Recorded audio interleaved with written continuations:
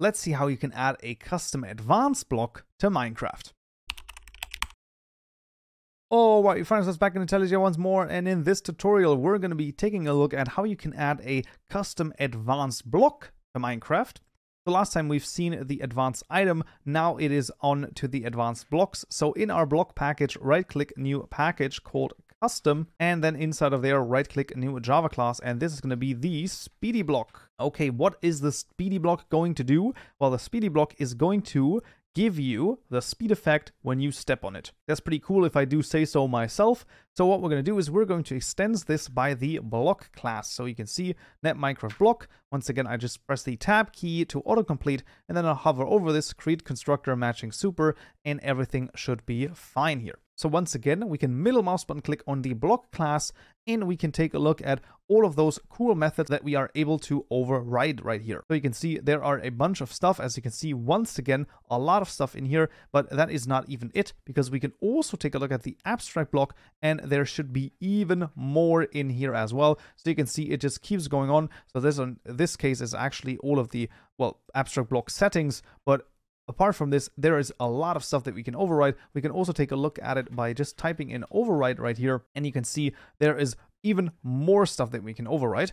Now, what's very important is that just because this has a strike through right here does not mean that we can't override it. Usually what that means is that a certain method is deprecated. So for example, the onUse method, but it is not actually that bad. We can still override it. We just should not call it. This, by the way, includes the super right here. So what we should do is we should, return something different. So for example, an action result pass as an example right here. So we're going to also I'm going to copy over some stuff for the onUse method. So this is the method that is basically called when you right click a block. And what I'm going to do is I'm going to copy over the contents of this, and I'm going to explain once again, because this is called 4 times. It's called twice on the server and twice on the client. Because why is it called twice? Well, it's called for each hand.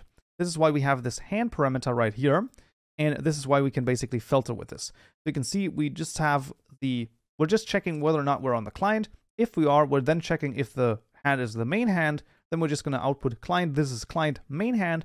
And if it's not the main hand, then we're going to just say offhand. That's the general idea. This is just an example. This also, by the way, depends on what the action result is that you pass in or that you return here. If we put in pass, this should actually not work. What we have to put in is either consume partial, or success. So let's just, for example, put in success. I highly recommend playing around with this as well, because this is just it's just a very smart idea.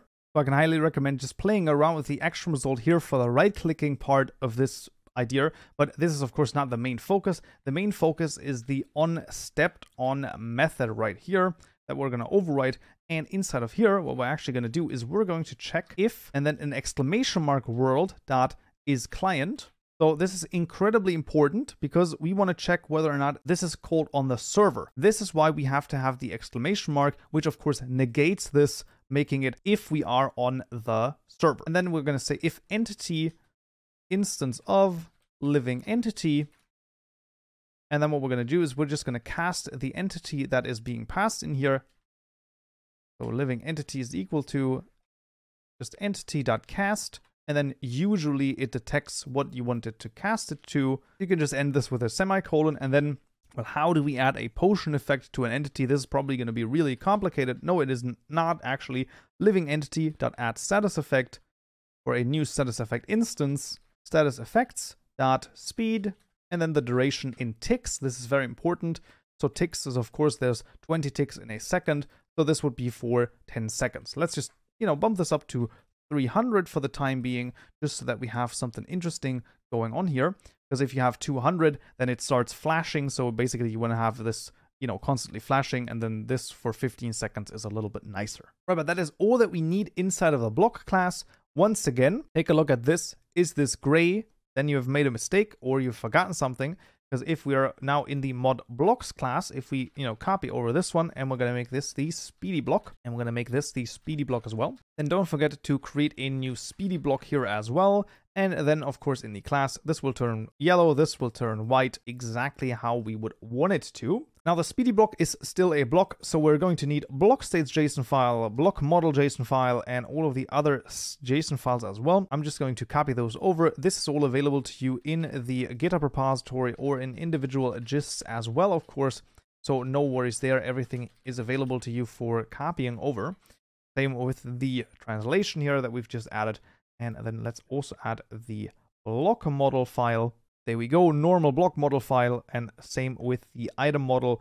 This is pretty, well, I mean, at this point, this should be fairly straightforward, all things considered. And then let's just add the SpeedyBlock texture as well. And then we have added all of the things that we are going to need to add.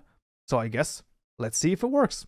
Alright, we find ourselves in Minecraft. As you can see, the SpeedyBlock has been added to the game, so let's just set it down, and let's first of all right click, and you can see there it is, this client main hand. So you can see, because I'm using the action result success, I'm actually not getting the offhand. And for example, if I were to try and right click with a block, you can see it actually, well, sort of consumes my right click, and I have to shift right click to really be able to place something down. So that's very important. That's very interesting. Now, if I go onto it, you can see I have the speed added for 15 seconds.